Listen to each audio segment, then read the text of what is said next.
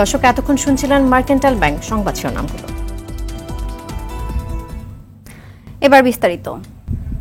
বন্যা পরিস্থিতির অবনতি হয়েছে উত্তরাঞ্চলে।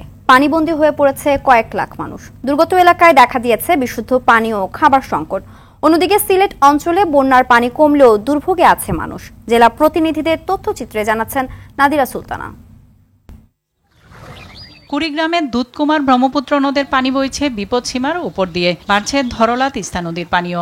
ঘরবাড়ি পানিতে ডুবে থাকায় পানিবন্দী হয়ে পড়েছে 1.5 লাখ মানুষ। খাওয়া দাওয়া কি খাবো, পাক শাক নাই, করতে পারি না, পানি খড়ি নাই, থাকার মতো জায়গা নাই, রান্না বান্নার জায়গা নাই, চুলাটা ভিজে গেছে, অসুবিধা হয়েছে। গাইবান্ধায় নদ নদীর পানি বাড়তে থাকায় প্লাবিত হচ্ছে নতুন নতুন এলাকা। দুর্গত এলাকায় দেখা দিয়েছে বিশুদ্ধ পানি, খাবার সংকট। পানির চাপে সদর ও ফুলছড়ি উপজেলায় বিলীন হয়েছে 150 ঘরবাড়ি। ওরা কেউ বাড়িতে গেছে, আবার কেউ রাস্তাতেও আছে। সব থেকে পানিটাই বেশি কষ্ট। বন্যা পরিস্থিতির অবনতি হয়েছে সিরাজগঞ্জেও। এতে 25টি ইউনিয়নের 1.5 লক্ষাধিক মানুষ পানিবন্দী হয়ে পড়েছে। ঘরের মধ্যে পানি, আমরা রাইন্দা বাইরেও খাওয়া পারতাইছি না, কামাইও করা পারতাইছি না। কোনো অনুদান আসে না আমাদের এখানে, যা আসে সব তো ওখান দিয়ে চলে যায়। জামালপুরে প্লাবিত হয়েছে 7টি উপজেলার নিম্নাঞ্চল। পানিবন্দী প্রায় 50,000 মানুষ। ডুবে গেছে ফসলি জমি। রাস্তাঘাট সবকিছু তলিয়ে গেছে, মানুষের চলাচলে অনেক কষ্ট হচ্ছে। বগুড়ায় যমুনা নদীর পানি বইছে বিপদসীমার উপর দিয়ে। রাস্তা ভেঙে সারিয়াকান্দিতে প্লাবিত হয়েছে একটি গ্রাম। টাঙ্গাইলে পানিবন্দী 5 উপজেলার 20,000 মানুষ। সুনামগঞ্জের টানা 3 সপ্তাহ ধরে পানিবন্দী দিন কাটছে 5 লাখ মানুষের। মৌলভীবাজারের হাকালুকি হাওর তীরবর্তী 4 উপজেলায় বন্যা জলাবদ্ধতায় রূপ নিয়েছে। অনেক সমস্যা আছে, সাহায্য পাই না, পানি এখনো রাস্তার মধ্যে পানি আছে। তবে পরিস্থিতির উন্নতি হয়েছে সিলেটে। নাদিরা সুলতানা, RTV। এদিকে দেশের বিভিন্ন জেলায় আগস্ট মাসেও বন্যা হতে পারে বলে জানিয়েছেন দুর্যোগ ব্যবস্থাপনা ও ত্রাণ প্রতিমন্ত্রী মহিবুর রহমান। এজন্য সব ধরনের প্রস্তুতি রয়েছে বলেও জানান তিনি। সকালে নিজ মন্ত্রণালয়ে এক বৈঠকের আগে সাংবাদিকদের এসব কথা জানান প্রতিমন্ত্রী। বিভিন্ন জেলায় বন্যায় দুর্গত মানুষের ত্রাণের স্বল্পতার অভিযোগ থাকলেও তা ভিত্তিহীন বলছেন মহিবুর রহমান। শরীয়ত খানের রিপোর্টে থাকছে এরই বিস্তারিত। 3 দফা বন্যায় প্লাবিত হয় সিলেট সুনামগঞ্জ। বর্তমানে সিলেটেই 1179টি গ্রামে পানিবন্দী 6 লাখেরও বেশি মানুষ। আর সুনামগঞ্জে ক্ষতিগ্রস্ত 7 লাখ। এতে নানা সমস্যার পাশাপাশি দেখা দিয়েছে তীব্র খাদ্য সংকট।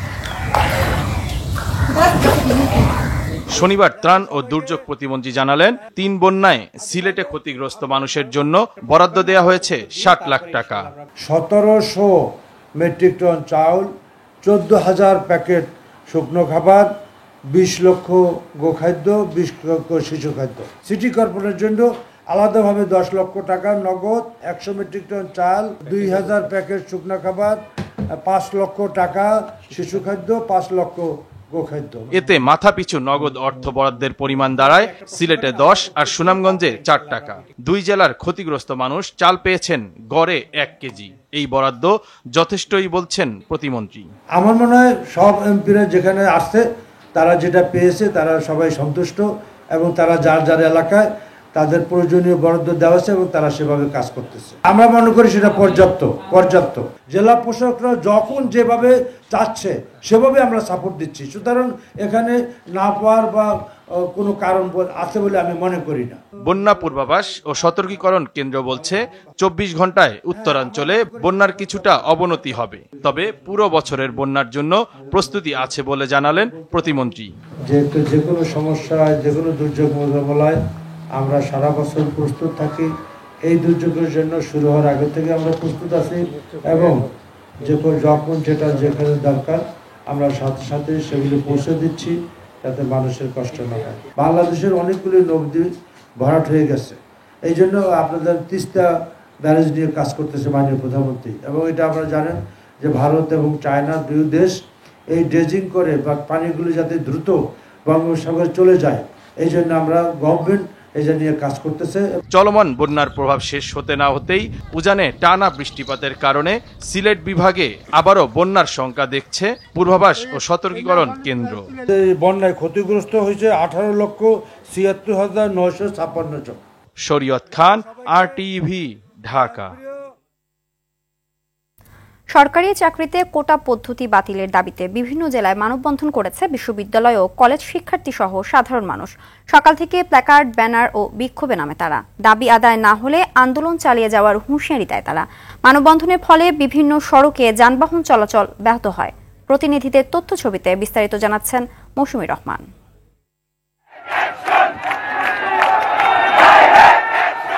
2018 সালের ঘোষিত সরকারি চাকরিতে কোটা পদ্ধতি বাতিল ও মেধাভিত্তিক নিয়োগের পরিপত্র বহাল রাখার দাবিতে শিক্ষার্থীদের এই আন্দোলন। ব্যানার, ফেস্টুন নিয়ে দেশের বিভিন্ন স্থানে সমাবেশ ও মিছিল করেন তারা।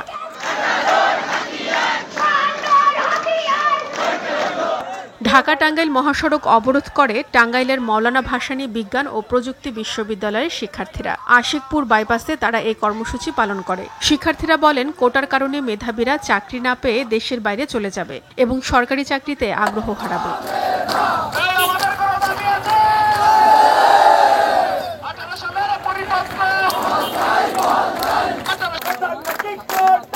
জাহাঙ্গীরনগর বিশ্ববিদ্যালয়ের শিক্ষার্থীরাও মানববন্ধন করেছেন। চাকরিতে কোটা পদ্ধতি বাতিলের দাবিতে ময়মনসিংহে বিক্ষোভ সমাবেশ করেছে বিভিন্ন কলেজের শিক্ষার্থীরাও। মহাসড়ক অবরোধ করে বিক্ষোভ, পদযাত্রা ও সমাবেশ করেছে রংপুরের বেগম রোকেয়া বিশ্ববিদ্যালয়ের শত শত শিক্ষার্থী। এ সময় বক্তারা বলেন, স্বাধীনতার 53 বছর পেরিয়ে গেলেও এখনো বৈষম্যের শিকার তারা। একই দাবিতে ঢাকার রাজশাহী মহাসড়ক অবরোধ করে রাজশাহী বিশ্ববিদ্যালয়ের শিক্ষার্থীরা। মেধাবী শিক্ষার্থীদের এই কোটার মাধ্যমে পিছিয়ে রাখা হচ্ছে। আমরা এই স্বাধীন বাংলায় পাকিস্তান শাসন আমলে পাকিস্তানিরা বাঙালিদের এই কোটার মাধ্যমে পিছিয়ে রাখবো। সবাই শুধু সমান সুযোগ সুবিধা থাকবে, কিন্তু দেখা যায় আমাদের আজকের স্বাধীন বাংলাদেশে আমরা সেটা পাই না। দেখা যায় যে মেধাবীদের যথার্থ মূল্যায়ন হচ্ছে না এবং যারা কোটাধারী আছে এবং তারা চাকরি পাচ্ছে। কিন্তু আমার বাবা একজন কৃষক মানুষ, কিন্তু আমি দেখা যাচ্ছে যে এই অবস্থা চললে আমি কৃষকের ছেলে, আমি কৃষক হবো। মুক্তিযুদ্ধের মূল কথা সুযোগের সমতা, এই স্লোগানে চুয়াডাঙ্গায় মানববন্ধন হয়েছে। প্রেস ক্লাবের সামনে সর্বস্তরের জনসাধারণের আয়োজনে 1 ঘণ্টা ব্যাপী এই মানববন্ধন হয়। এদিকে 3 দফা দাবিতে ক্লাস পরীক্ষা বর্জন করেছে কুমিল্লা বিশ্ববিদ্যালয়ের 10 বিভাগের শিক্ষার্থী। দাবি আদায় না হওয়া পর্যন্ত কর্মসূচি অব্যাহত রাখার কথা জানান তারা। বৈষম্যমূলক কোটার মাধ্যমে শিক্ষার্থীদের সঙ্গে অন্যায় করা হচ্ছে, তাই বৈষম্য দূর না হওয়া পর্যন্ত আন্দোলন চালিয়ে যাওয়ার হুঁশিয়ারি দিয়েছেন শিক্ষার্থীরা। মৌসুমী রহমান, RTV। এদিকে পাবলিক বিশ্ববিদ্যালয়ের শিক্ষকরা সর্বজনীন পেনশনের প্রত্যয় স্কিম বাস্তবায়নের বিরোধিতা করে আন্দোলন চালিয়ে যাচ্ছে। তবে এটি বাস্তবায়নে কঠোর অবস্থানে রয়েছে সরকার। 1 জুলাই চালু হওয়া প্রত্যয়ের বিরুদ্ধে ওঠা শিক্ষকদের আপত্তিগুলো খণ্ডন করে পাল্টা যুক্তি দেওয়া হচ্ছে সরকারের পক্ষ থেকে। আন্দোলনকারী শিক্ষকেরা এসব যুক্তি মানছে না। ঢাকা, রাজশাহী, চট্টগ্রাম, জাহাঙ্গীরনগর, জগন্নাথ ও বুয়েট সহ দেশে 39টি বিশ্ববিদ্যালয়ের শিক্ষকরা প্রত্যয় বাতিল সহ মোটা দাগে 3 দাবিতে ক্লাস পরীক্ষা ও প্রশাসনিক কার্যক্রম বন্ধ রেখে আন্দোলন চালিয়ে যাচ্ছে। আন্দোলনে শরিক হয়েছে এসব বিশ্ববিদ্যালয়ের কর্মকর্তা কর্মচারীরাও। প্রতিবাদ সমাবেশ ও অবস্থান কর্মসূচি করছে তারা। সাধারণ শিক্ষার্থীদের কোটা বিরোধী আন্দোলন ও বিশ্ববিদ্যালয় শিক্ষকদের পেনশন স্কিম বাতিলের দাবিকে যৌক্তিক মনে করে বিএনপি। গুলশানে দলের চেয়ারপারসনের কার্যালয়ে সংবাদ সম্মেলনে কথা জানান বিএনপি মহাসচিব মির্জা ফখরুল ইসলাম আলমগীর। পুরনো অপকৌশল হিসাবে আদালতের ঘাড়ে বন্দুক রেখে সরকার ছাত্র সমাজের ন্যায্য আন্দোলনকে দমানোর চেষ্টা করছে বলেও অভিযোগ করেন ফখরুল। রিপোর্ট করেছেন জাহিদ রহমান। স্থায়ী কমিটির সভার সিদ্ধান্ত জানাতে গুলশানে বিএনপি চেয়ারপারসনের রাজনৈতিক কার্যালয়ে বিএনপির সংবাদ সম্মেলন। গণতন্ত্রের ডেফিসিট রয়েছে, সেগুলোতে কোটা বিরোধী আন্দোলনকে সমর্থন জানিয়ে বিএনপি মহাসচিব বলেন, মেধার সুযোগ দিতে মুক্তিযোদ্ধাদের প্রতি সম্মান জানিয়ে যৌক্তিক কোটা নির্ধারণ করা দরকার। প্রথম, দ্বিতীয়, তৃতীয়, চতুর্থ শ্রেণী কোন শ্রেণীতেই কোটা পদ্ধতি মেধা বিকাশের পক্ষে সহায়ক হতে পারে না। মেধাভিত্তিক বৈষম্যহীন জাতি ও সমাজ বিনির্মাণে মুক্তিযুদ্ধের অঙ্গীকারের সাথে সাংঘর্ষিক। আদালতের ঘাড়ে বন্দুক রেখে জনগণের ন্যায্য দাবি সমূহ দমিয়ে রাখার ভিন্ন পুরনো কৌশলেই তারা ছাত্র সমাজের ন্যায্য আন্দোলনকে দমানোর অপচেষ্টায় লিপ্ত রয়েছে। তাই সাধারণ ছাত্র সমাজের কোটা সংস্কার আন্দোলনের ন্যায্য ও যৌক্তিক দাবি সমূহের সঙ্গে আমরা একমত। পেনশন স্কিম চালুর নামে সরকার জনগণের পকেট খালি করতে চায় অভিযোগ করে ফখরুল বলেন, ক্ষমতায় গেলে সব ধরনের বৈষম্যমূলক স্কিম বাতিল করবে বিএনপি। প্রকৃতপক্ষে এটি এই দেউলিয়া সরকারের দুর্নীতির আরেকটি পথ খুলে দেওয়া। যেহেতু দেশের অর্থনৈতিক অবস্থা চরম সংকটাপন্ন, সেহেতু অন্যান্য খাত সহ শিক্ষকদের কাছ থেকে অন্যায়ভাবে এই পেনশনের টাকা তুলে নিতে চাচ্ছে। এই প্রেক্ষিতে শিক্ষক সমাজের যে আন্দোলন ও প্রতিবাদ শুরু হয়েছে তা অবশ্যই যৌক্তিক ও সমর্থনযোগ্য। এদিকে ময়মনসিংহে শ্রমিক দলের বিভাগীয় কর্মশালায় স্থায়ী কমিটির সদস্য নজরুল ইসলাম খান অভিযোগ করেন, ক্ষমতার মোহে জনগণের আশা আকাঙ্ক্ষা ধ্বংস করে দিয়েছে সরকার। আজকে যারা ক্ষমতাসীন তারা আমাদের সব আকাঙ্ক্ষাকে ধ্বংস করে দিয়েছে। অন্যদিকে জাতীয় প্রেস ক্লাবে আরেক আলোচনায় সেলিমা রহমান বলেন, দেশে এখন বিচারের নামে প্রহসন চলছে। কার কাছে বিচারের দাবি আপনারা করবেন? জাহিদ রহমান, RTV, ঢাকা। ভারত বাংলাদেশের রাজনৈতিক আর চীন উন্নয়নের বন্ধু বলে মন্তব্য করেছেন আওয়ামী লীগ সাধারণ সম্পাদক ওবায়দুল কাদের। তিনি বলেন, প্রধানমন্ত্রীর চীন সফর নিয়ে বিরোধীদের অন্তর্জালা শুরু হয়ে গেছে।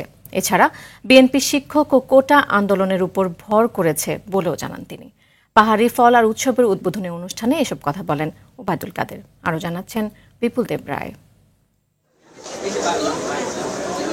রাজধানীর বেলি রোডে পার্বত্য চট্টগ্রাম বিষয়ক মন্ত্রণালয়ের উদ্যোগে 7 দিনব্যাপী পাহাড়ি ফল মেলার উদ্বোধনী অনুষ্ঠানে যোগ দেন আওয়ামী লীগ সাধারণ সম্পাদক, সড়ক পরিবহন ও সেতুমন্ত্রী ওবায়দুল কাদের। এ সময় তিনি বিভিন্ন স্টল ঘুরে দেখেন। বলেন, ভূমি সমস্যার সমাধান না হওয়া পর্যন্ত শান্তি চুক্তি পুরোপুরি বাস্তবায়নে সময় লাগবে। শান্তি চুক্তি বাস্তবায়ন সম্পন্ন হতে সময় লাগবে, কারণ সেখানে মূল সমস্যা হলো ভূমি। এর সমাধান অত সহজ নয়। তাছাড়া আজকে নেতৃবৃন্দ বলুন, গত 16 বছরে পার্বত্য চট্টগ্রাম বদলে গেছে। চীন সফর নিয়ে অনেকের অন্তর্জালা শুরু হয়েছে বলে জানান ওবায়দুল কাদের। ভারত আমাদের রাজনৈতিক বন্ধু, চীন আমাদের উন্নয়নের বন্ধু। এটা অনেকেরই অন্তর্জালা। এই অন্তর্জালা যারা মরে তাদের এইসব প্রশ্নের জবাব আমরা দিতে চাই না। আওয়ামী লীগ সাধারণ সম্পাদক বলেন, বিএনপি আন্দোলনের কোনো ইস্যু খুঁজে না পেয়ে শিক্ষার্থীদের কোটা বিরোধী ও শিক্ষক আন্দোলনের উপর ভর করেছে। এখন বিএনপি কাজই হচ্ছে অন্যদের ইস্যুর উপর ভর করা।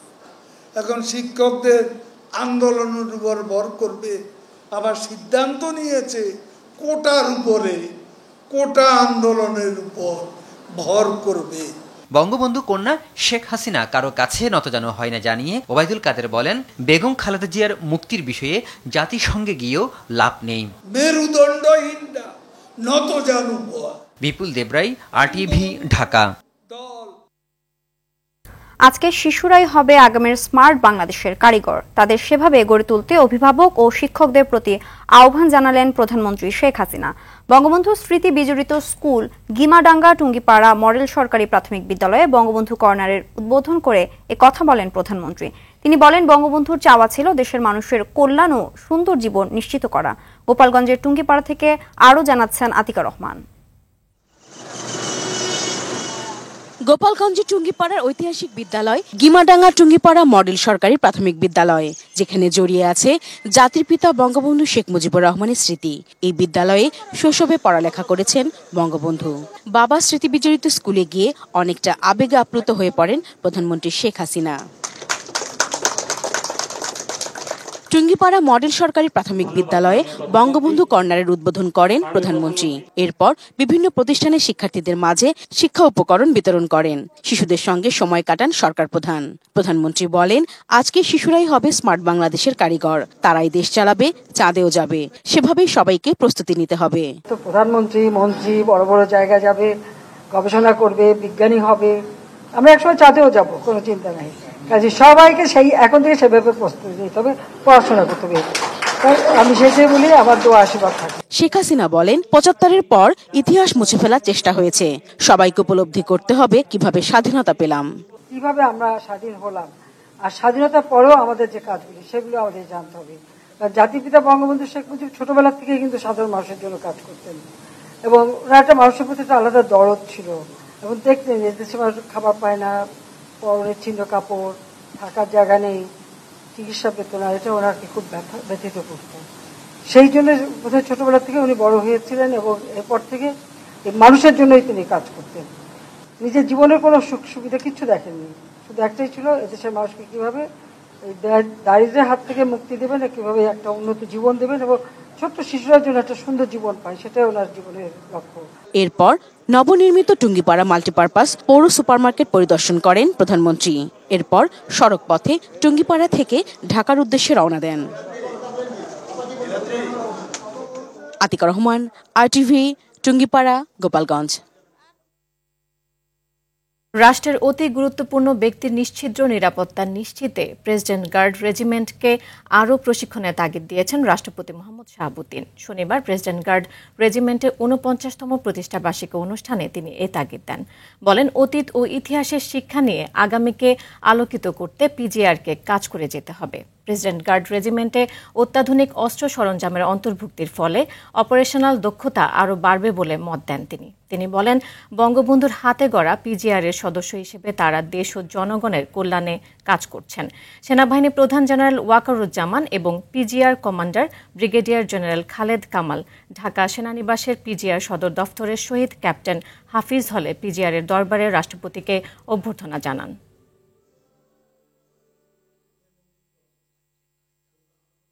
অতি গুরুত্বপূর্ণ ব্যক্তিবর্গের নিরাপত্তা প্রদান ও বিভিন্ন রাষ্ট্রচার অনুষ্ঠানে অংশগ্রহণ আপনাদের অন্যতম গুরু দায়িত্ব।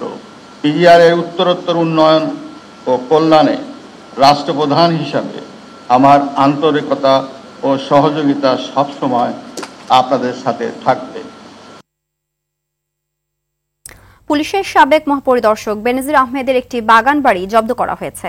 বিকেলে আদালতের নির্দেশে নারায়ণগঞ্জ জেলা প্রশাসন ও জেলা দুর্নীতি দমন কমিশন দুদকের সমন্বয়ে গঠিত টিম রূপগঞ্জের আনন্দ হাউজিং এলাকায় অবস্থিত বাড়িটি জব্দ করে। বিষয়টি নিশ্চিত করেছেন দুদকের নারায়ণগঞ্জ কার্যালয়ের উপপরিচালক মইনুল হাসান রওশনী। তিনি জানান, বাড়িটি ক্রোকের সময় জেলা প্রশাসক মোহাম্মদ মাহমুদুল হক, স্থানীয় উপজেলা প্রশাসনের কর্মকর্তারা ছাড়াও দুদকের কর্মকর্তারা উপস্থিত ছিলেন। আদালতের নির্দেশে বাড়িটিতে সাইনবোর্ড টানিয়ে জেলা প্রশাসনের পক্ষ থেকে বিজ্ঞপ্তি সাটানো হয়। জানা যায়, বেনজির প্রায় ৮ বছর আগে ১,৮৩,০০,০০০ টাকায় এখানে জমি কিনে বাড়ি নির্মাণ করেন।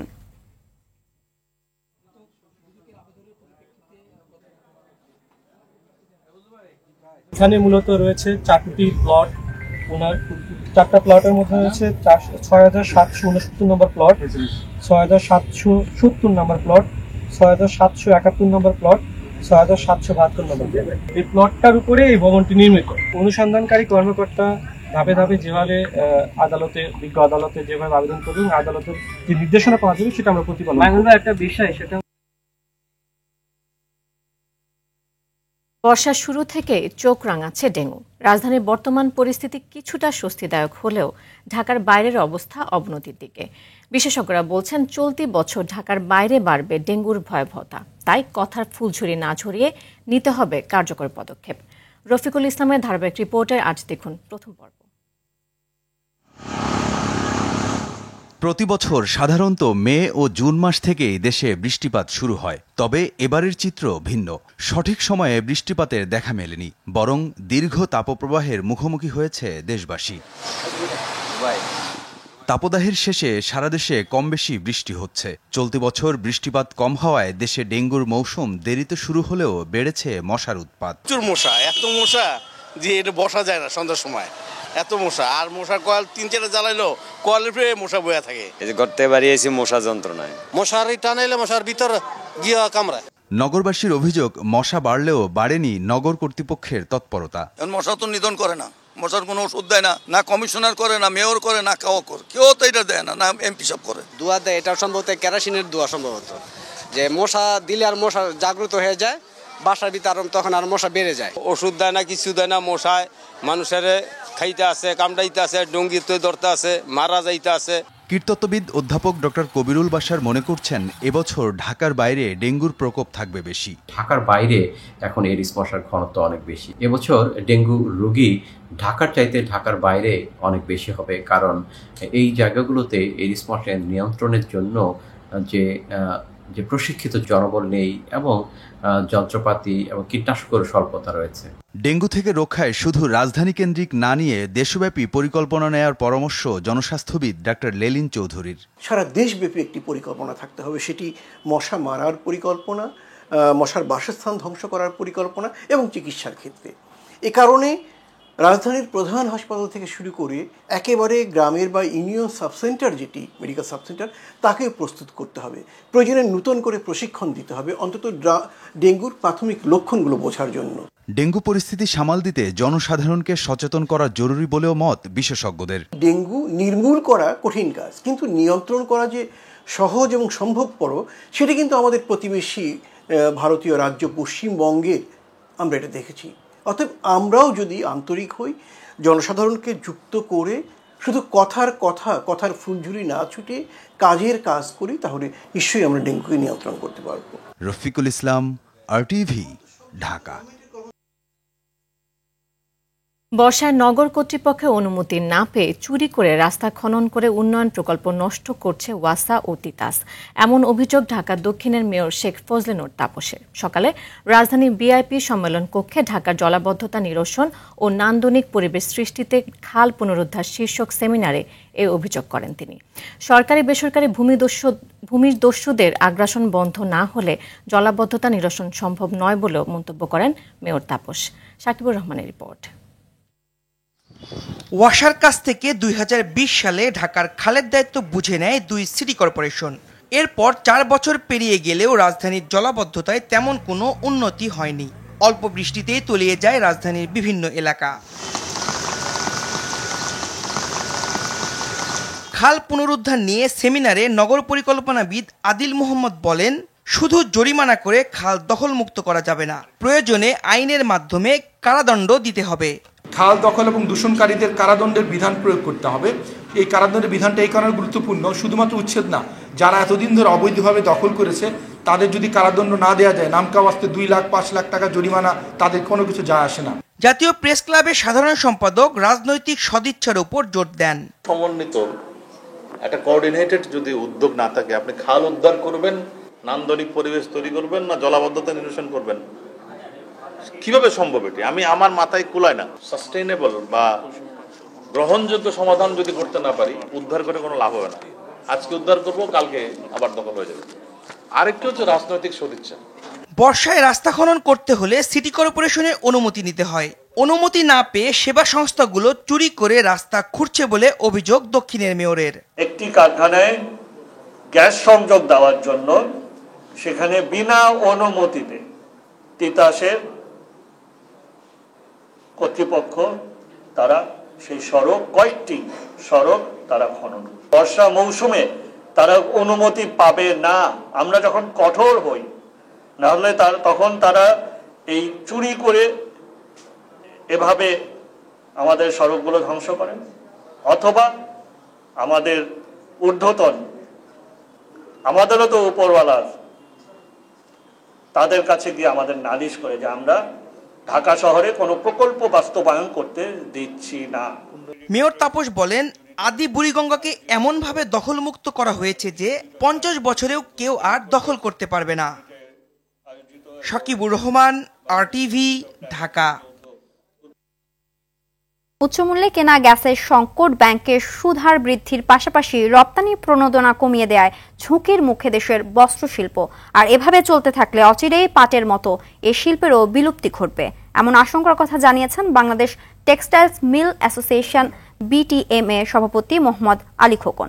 সকালে রাজধানীর পান্থপথে সংগঠনটির কার্যালয়ে আয়োজিত সংবাদ সম্মেলনে তিনি বলেন, বস্ত্র খাতের জন্য যুগোপযোগী পলিসি প্রণয়ন জরুরি। সেলিম মালিকের রিপোর্ট।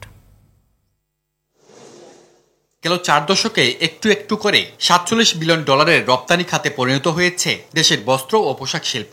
সার্বিক রপ্তানিতে যাদের অবদান 80% বেশি। এ খাতে আধিপত্য বিস্তারে এক প্রকার উঠে পড়ে লেগেছে প্রতিবেশী দেশ ভারত। জমি, জ্বালানি ও পলিসিতে উদ্যোক্তাদের দেওয়া হচ্ছে নানা সুবিধা।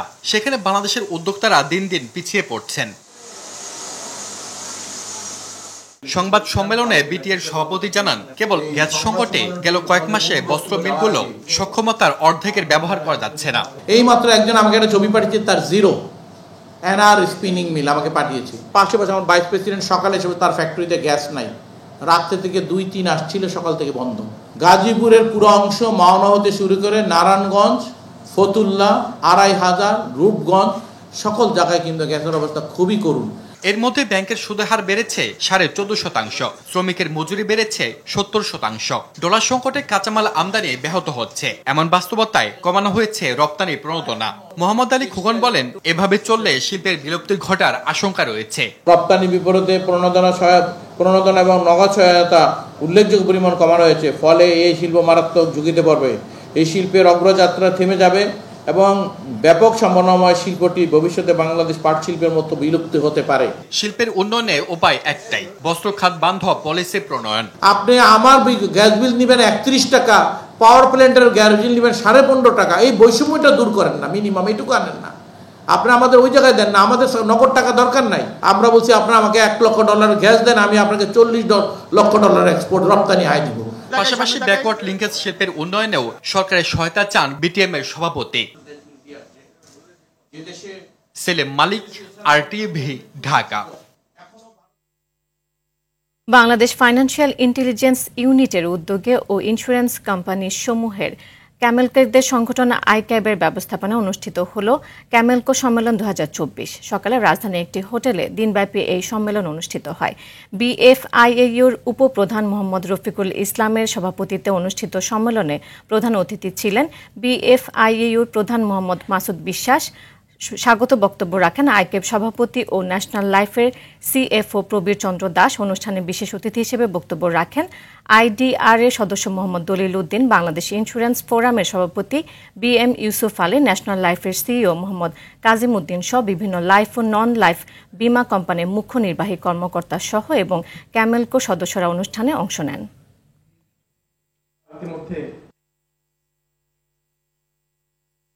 কিন্তু ব্যাংক বা ইন্স্যুরেন্স খাতে আমরা শেয়ারের প্রবৃদ্ধি দেখছি না।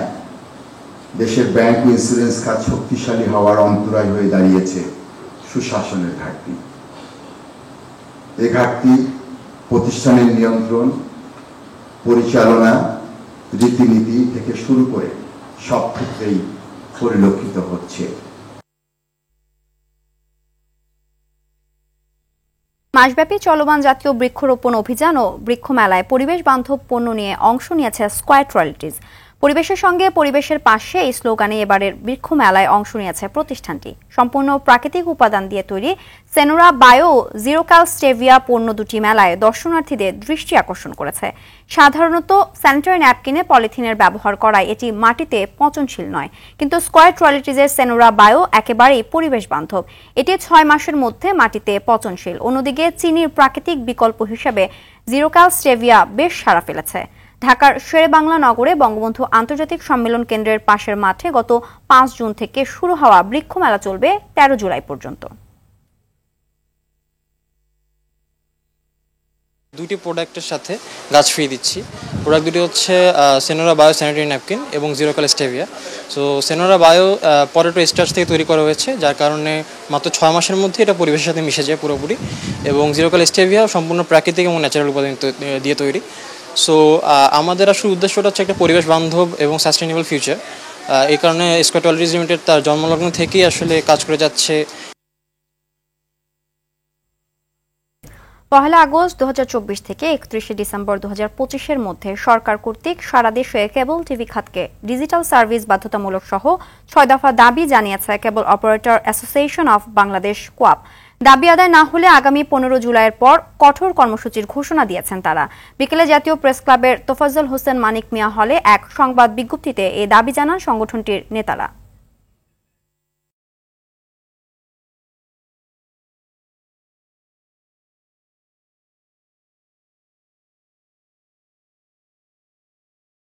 জানাবো ন্যাশনাল লাইফ ইন্স্যুরেন্স আন্তর্জাতিক সংবাদ। সংস্কারপন্থী মাসুদ পেজেশকিয়ানকে ইব্রাহিম রাইসের উত্তরসূরি নির্বাচিত করল ইরানের জনগণ। দ্বিতীয় দফার ভোটে কট্টরপন্থী সাইদ জালিলিকে হারিয়ে প্রেসিডেন্ট নির্বাচিত হয়েছেন তিনি। সংস্কারের পক্ষে থাকলেও ইরানের শক্তিশালী নিরাপত্তা ও শাসন ব্যবস্থার পরিবর্তন চান না পেজেশকিয়ান। তবে কুখ্যাত নৈতিকতা পুলিশের সমালোচনা করে মধ্যপন্থী সাবেক আইন প্রণেতা হিজাব আইন প্রত্যাহারের প্রতিশ্রুতি দিয়েছেন। আশ্বাস দিয়েছেন পশ্চিমা দেশগুলোর সাথে সম্পর্ক স্বাভাবিকের। যুক্তরাজ্যের নতুন প্রধানমন্ত্রী কিয়ার স্টারমার মন্ত্রিসভা গঠনের কাজ শুরু করেছেন। এরই মধ্যে 20 জন মন্ত্রীর দায়িত্ব বন্টন করে দিয়েছেন। যুক্তরাজ্যের নতুন মন্ত্রিসভায় সবচেয়ে বড় চমক রিচেল রিভস, যিনি যুক্তরাজ্যের ইতিহাসে প্রথম নারী অর্থমন্ত্রী। চমক এখানেই শেষ নয়, এবার পররাষ্ট্রমন্ত্রী পদে নিয়োগ পেয়েছেন কৃষ্ণাঙ্গ ডেভিড ল্যামি, যিনি যুক্তরাষ্ট্রের সাবেক প্রেসিডেন্ট বারাক ওবামার বন্ধু, আর উপপ্রধানমন্ত্রী হয়েছেন অ্যাঞ্জেলা রায়নার্ড।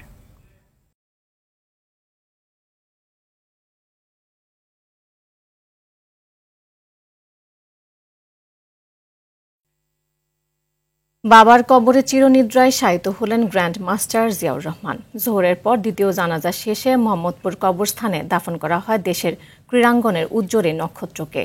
এর আগে বেলা 11:30টায় তার প্রথম নামাজে জানাজা অনুষ্ঠিত হয় দাবা ফেডারেশনে, যেখানে তাকে বিদায়ী শ্রদ্ধা জানান ক্রীড়াঙ্গনের মানুষজন।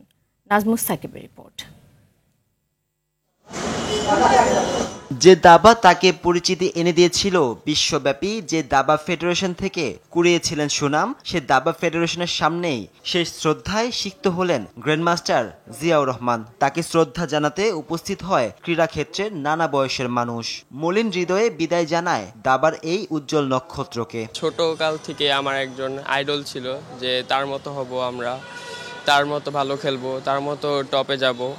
যারা দাবা অঙ্গনে সম্পৃক্ত তাদেরকে শুধু যদি জিজ্ঞেস করেন যে জিয়াউর রহমানের কাছে দাবা সংক্রান্ত যত রকম সাহায্য সহযোগিতা এবং বিশেষ করে উন্নয়নের ক্ষেত্রে কোনো রকম যে পরামর্শ, সেক্ষেত্রে তিনি ছিলেন অনন্য। আমি শুধু বলবো না যে দাবাতে উনি সমুজ্জ্বল করেছেন, ওনার ব্যবহার, একটা খেলোয়াড়ের যে চারিত্রিক বৈশিষ্ট্য এবং চলাফেরা, এটা অন্যান্য ডিসিপ্লিনেও অনেক বেশি শিক্ষণীয়। শোকাহত জিয়াউর রহমানের পরিবারকে সহায়তা করার অঙ্গীকার করেছে দাবা ফেডারেশন। পাশে থাকতে চায় বাংলাদেশ অলিম্পিক অ্যাসোসিয়েশনও। আমরা সকলে মিলে আমরা ওনার পরিবারের জন্য একটা ফান্ড আমরা যদি রেজ করে আমরা দিতে পারি, তাহলে পরিবারটাও ঠিক হয়ে যাবে। বাংলাদেশ অলিম্পিক অ্যাসোসিয়েশন আজকে যে কথাবার্তা হলো, এতে যা বুঝলাম, ওনার পরিবারের অর্থনৈতিক যে সমস্যাগুলো আছে, এই সমস্যার পাশে বাংলাদেশ অলিম্পিক অ্যাসোসিয়েশন থাকবে। দাবা ফেডারেশনের সাথে আমরা সম্মিলিতভাবে একসাথে চেষ্টা করে কাজ করব ইনশাআল্লাহ। বাবাকে দেখে দাবায় নাম লেখানো জিয়াউর রহমান দেশের সীমানা পেরিয়ে জায়গা করে নেন বিশ্ব দরবারে। তাকে দেখে ছেলে তাহসিন তাজওয়ান জিয়াও হয়ে ওঠেন দাবারু। তাহসিনকে যেন আমাদের মাঝে রাখে, তার ছেলের মধ্যেই যেন আমি জিয়াকে আমরা খুঁজে পাই। শুক্রবার জাতীয় দাবা লিগে 12তম রাউন্ডে খেলার সময় হঠাৎই অসুস্থ হয়ে চেয়ার থেকে মেঝেতে লুটিয়ে পড়েন দেশের দ্বিতীয় এই গ্র্যান্ডমাস্টার। পরে রাজধানীর একটি বেসরকারি হাসপাতালে নেওয়া হলে কর্তব্যরত চিকিৎসক তার মৃত্যুর খবরটি নিশ্চিত করে। নাজমুস সাকিব, RTV, ঢাকা। সন্ধ্যার সংবাদ এ পর্যন্তই। সবশেষ সংবাদ জানতে যে কোনো মোবাইল ফোন থেকে 24141 নম্বরে ডায়াল করুন। রাতের সংবাদ 11:15টায় দেখার আমন্ত্রণ রইল। এতক্ষণ সাথে থাকার জন্য ধন্যবাদ। ধন্যবাদ।